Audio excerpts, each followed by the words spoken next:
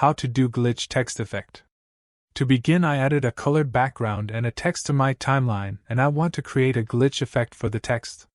First, hold down the Alt key and drag the text to above track to create a duplicate from it. Then go to Effects panel and search for Warp. Drag and drop Wave Warp effect into your top track. With your top track selected, go to Effect Controls and under Wave Warp. Set the wave type to square, height to 40, and width to 80, and speed to 40. Now in Timeline, hold down Shift key and press right arrow key to go forward 5 frames and add a cut to the top track. Go forward 5 more frames and add another cut. Then with Selection tool, select the second cut and delete it. Then drag the bottom text and drop it at the start of the deleted cut. Now to make the glitch more randomized, select the top track text and set direction to 0.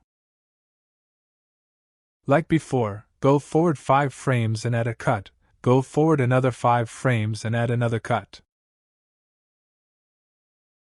Also, add 3 cuts at the bottom text and delete other cuts until your cuts look like mine. We can do this process one more time. This time select again the top track and set direction to 45 and do the same cuts.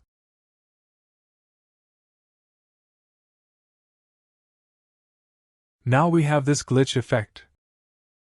To make it last longer, select them and hold down the Alt key and drag them to the right. To randomize the glitch even more, select some random cuts from top track and increase the scale a little bit. Now our effect is completed. Anyway guys, thanks for watching and I hope you found this useful.